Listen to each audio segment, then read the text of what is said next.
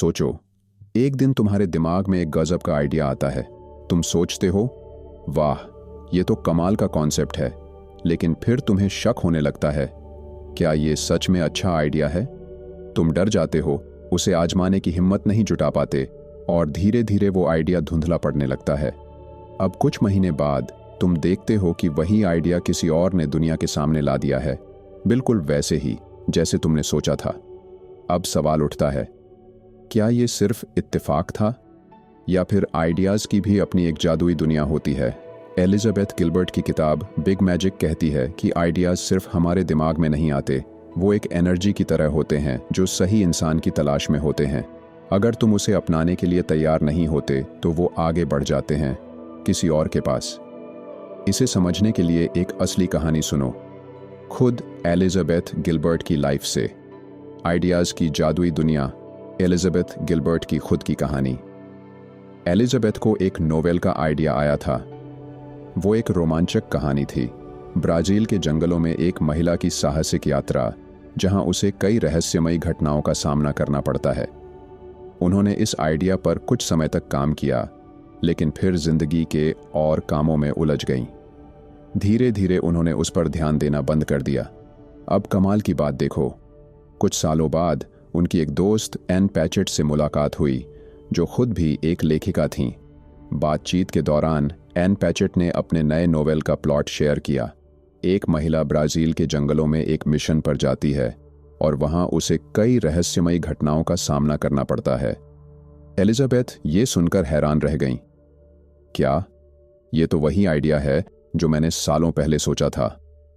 अब जरा सोचो, दुनिया में अनगिनत कहानियां लिखी जा सकती हैं, लेकिन बिल्कुल वही आइडिया, वही प्लॉट, वही थीम कैसे किसी और के पास चली गई? यहीं से गिलबर्ट ने एक बड़ा सबक सीखा। आइडियाज जिंदा होते हैं, वो ऐसे ही हवा में तैरते रहते हैं, और जो इंसान उन्हें सबसे पहले पकड़कर एक्शन लेता है, आइडिया उसी का हो जाता है। तुम्हारे लिए सीख, अगर आइडिया आया तो उसे अपनाओ। अब सोचो, अगर तुम्हारे पास कोई शानदार आइडिया आया है, चाहे वो एक किताब हो, एक बिजनेस आइडिया हो, एक पेंटिंग, एक स्टार्टअप या कोई इनोवेशन, तो तुम क्या करोगे? इसे नज़रअंदाज करोगे या फिर इसे अपनाकर हकीकत में बदलोगे? क्योंकि अगर तुम उसे अपनाने की हिम्मत नहीं करोगे तो शायद कुछ समय बाद वही आइडिया किसी और के जरिए दुनिया के सामने आ जाएगा।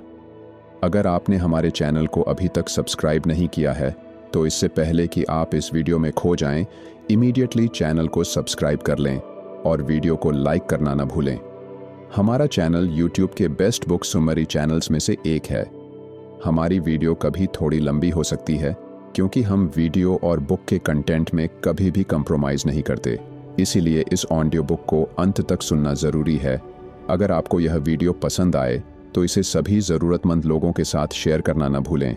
क्या पता उनकी ज़िंदगी यह वीडियो देखने के बाद बदल जाए। गिलबर्ट यही कहती हैं, क्रिएटिविटी सिर्फ उन लोगों को मिलती है जो इसे अपनाने के लिए तैयार होते हैं। Chapter 1, creativity is alive. जादू की दुनिया। क्या तुमने कभी ऐसा महसूस किया है कि तुम्हारे दिमाग में कोई शानदार आइडिया आया, लेकिन तुमने उसे नज़रअंदाज कर दिया? फिर कुछ समय बाद वही आइडिया किसी और के जरिए दुनिया के सामने आ गया। अगर हाँ, तो ये सिर्फ इत्तेफाक नहीं है। एलिजाबेथ गिलबर्ट कहती हैं कि आइडियाज़ भी जिंदा होते हैं। जी हाँ, ये कोई कल्पना नहीं, बल्कि उनकी खुद की मान्यता है कि आइडियाज़ एक लिविंग एंटिटी की तरह होते हैं, जो हवा में मौजूद रहते हैं। उनका अपना एक एनर्जी फील्ड होता है और वो एक ऐसे इंसान की तलाश में रहते हैं जो उन्हें अपनाने और हकीकत में बदलने के लिए तैयार हो। अगर कोई व्यक्ति उस आइडिया को स्वीकार कर ले और उस पर काम करना शुरू कर दे तो वो आइडिया उसी का हो जाता है। लेकिन अगर कोई उसे नज़रअंदाज कर देता है तो वो आइडिया किसी और के पास चला जाता है, एक ऐसे इंसान के पास जो उसे अपनाने के लिए तैयार है। एक सच्ची कहानी, जब एलिजाबेथ का आइडिया उनसे छिन गया। एलिजाबेथ खुद इस जादू का अनुभव कर चुकी हैं। एक बार उन्हें एक रोमांचक नोवेल लिखने का आइडिया आया। कहानी कुछ इस तरह थी, एक महिला ब्राज़ीलियन जंगल में एक मिशन पर जाती है और वहां कई रहस्यमयी घटनाएं घटित होती हैं। ये आइडिया उन्हें इतना पसंद आया कि उन्होंने इस पर रिसर्च भी शुरू कर दी। लेकिन तभी उनकी जिंदगी में कुछ बड़े बदलाव आए और उन्होंने इस कहानी पर काम करना बंद कर दिया। 2 साल बाद जब वो वापस उस नोवेल पर लौटना चाहती थीं, तो उन्हें महसूस हुआ कि उनका वो आइडिया अब उनके अंदर जिंदा ही नहीं है। अब यहाँ कहानी और दिलचस्प हो जाती है। कुछ समय बाद उनकी दोस्त एन पैचेट से मुलाकात हुई, जो खुद भी एक मशहूर लेखिका थीं।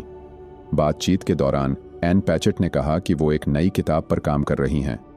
एलिजाबेथ ने जब उनसे पूछा कि किताब की कहानी क्या है, तो पैचेट ने जवाब दिया, ये एक महिला की कहानी है जो ब्राजीलियन जंगलों में जाती है और वहां उसे कई रहस्यमयी घटनाओं का सामना करना पड़ता है। एलिजाबेथ ये सुनकर चौंक गईं। क्या? ये तो वही आइडिया है जो मेरे दिमाग में आया था। अब सोचो, ये कैसे हो सकता है? दो लोग अलग अलग जगहों पर बिल्कुल एक ही आइडिया पर कैसे सोच सकते हैं? इस घटना का गहरा मतलब आइडियाज की जादुई दुनिया। एलिजाबेथ को इस घटना से एक बहुत बड़ा सबक मिला। आइडियाज किसी के भी नहीं होते जब तक कि कोई उन्हें अपनाकर उन पर काम न करे। अगर तुम किसी आइडिया को अपनाने में देर कर देते हो, तो वो आइडिया आगे बढ़कर किसी और के पास चला जाता है। तो अब सवाल उठता है, तुम अपने आइडियाज के साथ क्या कर रहे हो? क्या तुम्हारे दिमाग में भी कोई जबरदस्त आइडिया है जिसे तुम टाल रहे हो? अगर हां, तो सोचो, कहीं वो आइडिया किसी और के पास ना चला जाए।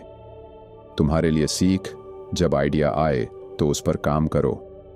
अगर तुम्हारे पास कोई नया बिजनेस आइडिया, कोई बुक लिखने का सपना, कोई स्टार्टअप प्लान या फिर कोई क्रिएटिव प्रोजेक्ट है, तो उसे नज़रअंदाज मत करो, क्योंकि अगर तुम अपने आइडियाज़ को अपनाने की हिम्मत नहीं करोगे तो कोई और कर लेगा। याद रखो, क्रिएटिविटी उन्हीं के साथ रहती है जो उसे अपनाने के लिए तैयार होते हैं। यह वीडियो आपको कैसा लग रहा है, कमेंट में बताओ। चैप्टर 2, डर को दोस्त बनाओ। क्या तुम्हें कभी ऐसा लगा है कि तुम कुछ नया करना चाहते हो, लेकिन अंदर से एक डर तुम्हें रोक रहा है? तुम एक बिजनेस शुरू करना चाहते हो, लेकिन डरते हो कि लोग क्या कहेंगे। तुम एक किताब लिखना चाहते हो, लेकिन सोचते हो कि कहीं लोग उसे पसंद न करें। तुम कोई नई स्किल सीखना चाहते हो, लेकिन डरते हो कि फेल हो गए तो क्या होगा। अगर हां, तो बधाई हो, तुम भी उन्हीं लोगों में से हो जो कुछ बड़ा करना चाहते हैं। क्योंकि सच तो ये है, अगर तुम कुछ नया करने जा रहे हो तो डर हमेशा तुम्हारे साथ रहेगा। लेकिन सवाल ये है, क्या तुम उसे कंट्रोल करने दोगे? डर को भगाने की कोशिश मत करो, उसे समझो। गिलबर्ट कहती हैं कि डर और क्रिएटिविटी एक ही सिक्के के दो पहलू हैं। जब भी तुम कुछ नया और अनोखा करने की कोशिश करोगे, डर हमेशा तुम्हारे साथ रहेगा। बहुत से लोग सोचते हैं कि पहले डर को खत्म करना पड़ेगा, फिर वो कुछ नया कर पाएंगे। लेकिन गिलबर्ट का कहना है कि डर को खत्म करने की जरूरत ही नहीं है, बल्कि डर से दोस्ती करनी होगी। सोचो, तुम एक रोड ट्रिप पर जा रहे हो, ड्राइवर सीट पर तुम हो, तुम्हारे बगल में तुम्हारी क्रिएटिविटी बैठी है और पीछे डर बैठा हुआ है। डर तुम्हारे साथ रहेगा क्योंकि उसका काम ही यही है, हर नए रास्ते पर तुम्हें सतर्क करना। लेकिन दिक्कत तब होती है जब तुम डर को ड्राइवर सीट पर बैठा देते हो। अगर डर गाड़ी चलाने लगे तो क्या होगा? वो तुम्हें एक्सप्लोर नहीं करने देगा, वो तुम्हें नए रास्ते अपनाने से रोकेगा। वो तुम्हें कहेगा, मत जाओ, ये खतरनाक हो सकता है। लेकिन अगर तुम उसे सिर्फ पीछे बैठने दो तो वो अपनी जगह पर रहेगा, लेकिन तुम्हारी जर्नी को कंट्रोल नहीं करेगा। एक लड़की की कहानी, जब उसने डर को हरा दिया। अब एक सच्ची कहानी सुनो। एक लड़की थी जिसे पेंटिंग करना बहुत पसंद था, लेकिन जब भी वो ब्रश उठाती उसके मन में एक सवाल आता, क्या मेरी पेंटिंग अच्छी बनेगी? फिर एक और सवाल, अगर लोग इसे पसंद न करें तो? धीरे धीरे वो खुद को रोकने लगी। उसने सोचा, शायद मैं अच्छी आर्टिस्ट नहीं हूं, शायद मुझे ये करना ही नहीं चाहिए। लेकिन एक दिन उसने खुद से कहा, मैं सिर्फ इसीलिए पेंटिंग करूंगी क्योंकि मुझे खुशी मिलती है। लोग इसे पसंद करें या ना करें, इसकी परवाह नहीं करूंगी। और जैसे ही उसने ऐसा सोचा, उसका डर गायब होने लगा। अब पेंटिंग उसके लिए एक एंजॉय करने वाली चीज बन गई, न कि डरने वाली। तुम अपने डर को कैसे हरा सकते हो? अब तुम्हारे लिए भी एक सवाल है, क्या तुम भी कुछ नया करने से डरते हो? अगर हां, तो डर को खत्म करने की कोशिश मत करो, उसे होने दो, लेकिन उसे कंट्रोल मत करने दो। तुम्हें बस इतना करना है, जो भी काम तुम करना चाहते हो उसे डर के बावजूद करते जाओ। याद रखो, डर कभी पूरी तरह खत्म नहीं होगा, लेकिन जब तुम डर के बावजूद आगे बढ़ोगे तो उसकी ताकत कम हो जाएगी। तो अगली बार जब तुम्हें डर सताए, बस खुद से कहो, मैं डर के साथ ही काम करूंगा, मैं इसे होने दूंगा, लेकिन इसे ड्राइवर सीट पर बैठने नहीं दूंगा। हमारे चैनल को सब्सक्राइब कर ले, हमारे जल्दी 1000 सब्सक्राइबर होने वाले हैं। Chapter 3, done is better than perfect. Perfectionism को छोड़ो। क्या तुमने कभी कोई प्रोजेक्ट सिर्फ इसलिए अधूरा छोड़ दिया क्योंकि तुम्हें लगा कि वो परफेक्ट नहीं है? कोई किताब लिखने की सोची थी, लेकिन पहले पेज पर ही रुक गए क्योंकि वो बेस्ट नहीं लग रहा था। कोई बिजनेस आइडिया था, लेकिन शुरू ही नहीं किया क्योंकि सब कुछ सही तरीके से प्लान नहीं हो पाया था। कोई यूट्यूब चैनल शुरू करना था, लेकिन कैमरा, एडिटिंग और स्क्रिप्टिंग परफेक्ट नहीं थी, इसीलिए टाल दिया। अगर हां, तो तुम्हें यह समझने की जरूरत है, परफेक्शनिज्म क्रिएटिविटी का सबसे बड़ा दुश्मन है।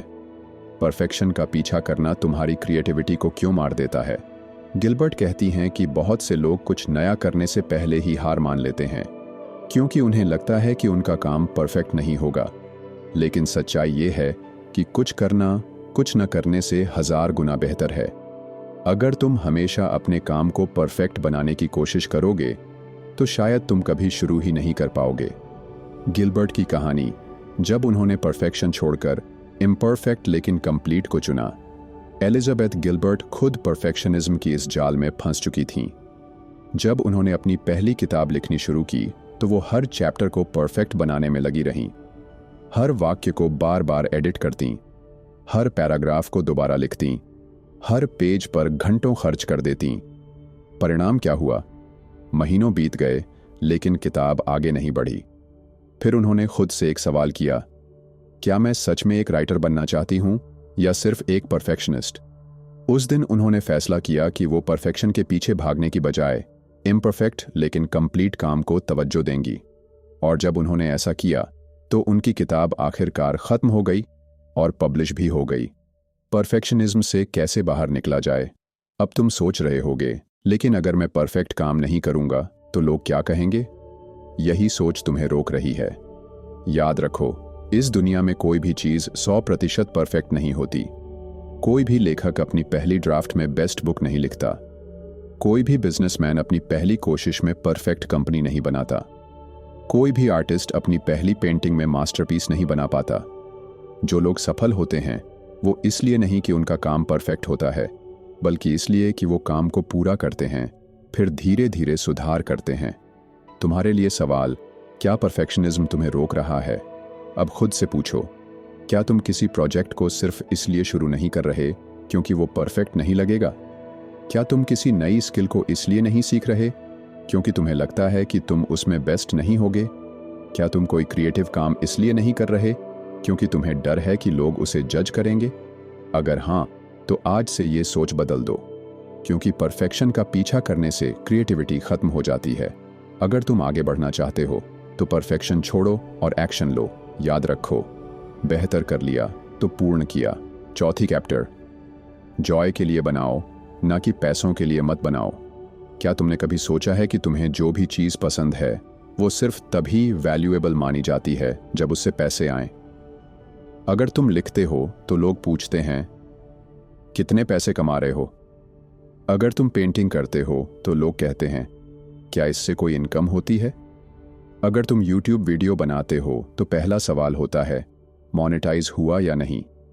आजकल हर चीज को कमाई के नजरिए से देखा जाता है, लेकिन एलिजाबेथ गिलबर्ट कहती हैं कि अगर तुम अपनी क्रिएटिविटी से सिर्फ पैसा कमाने की जिद करोगे तो वो बोझ बन जाएगी।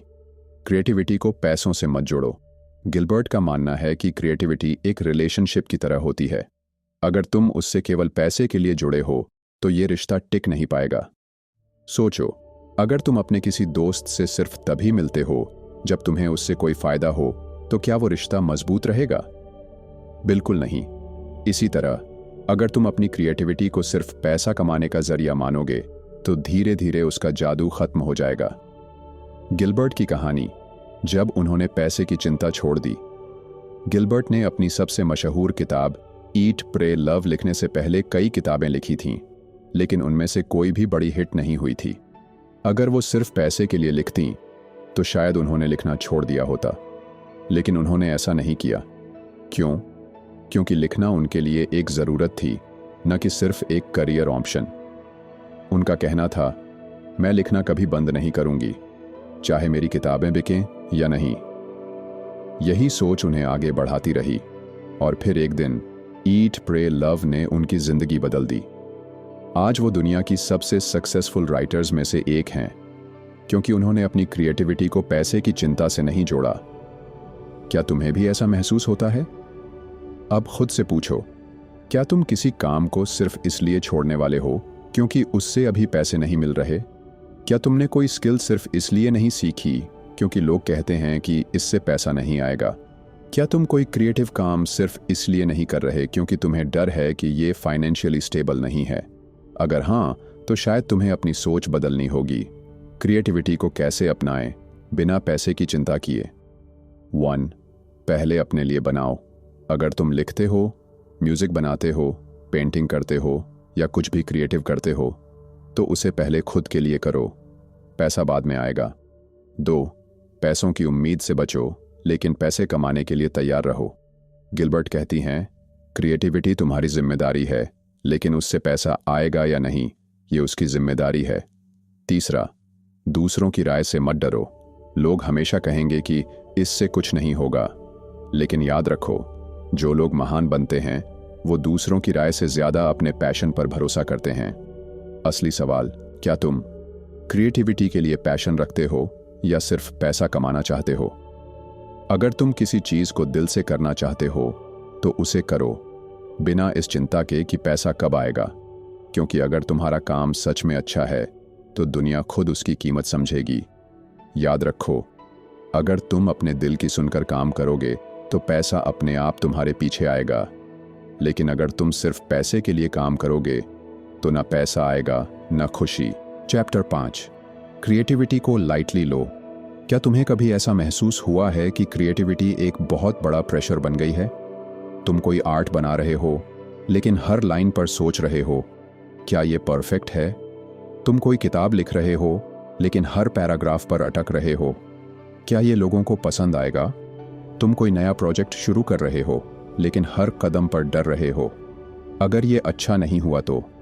गिलबर्ट कहती हैं कि यही सोच क्रिएटिविटी को मार देती है।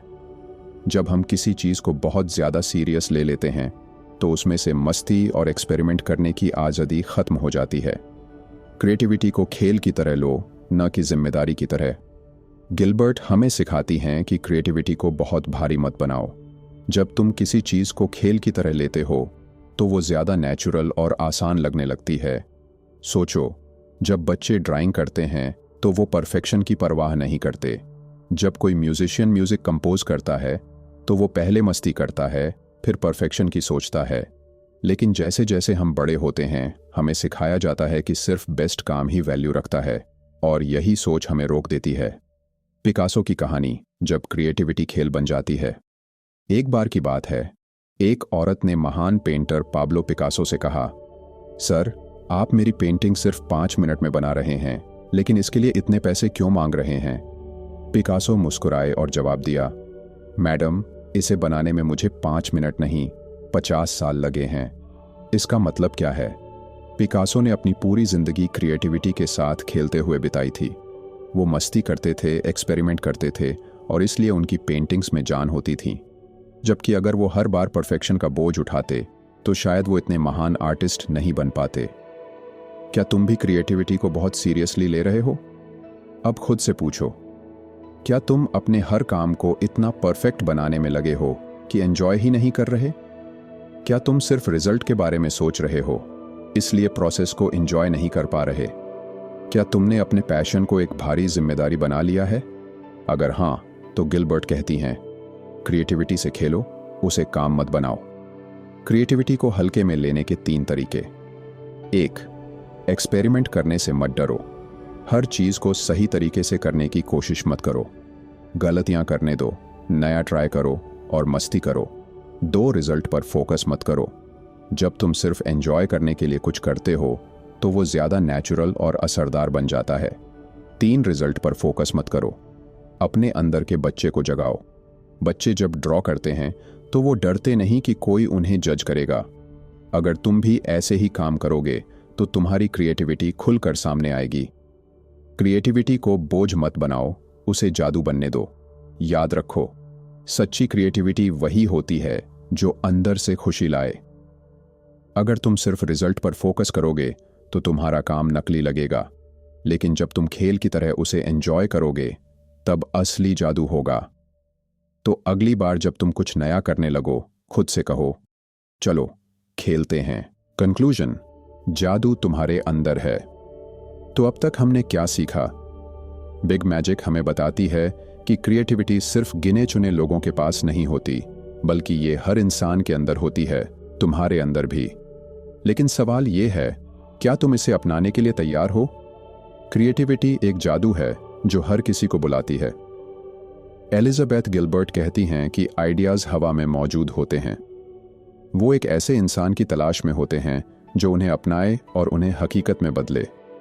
तो अगली बार जब कोई नया आइडिया तुम्हारे दिमाग में आए, उसे हल्के में मत लो। अरे, ये तो बहुत मुश्किल है।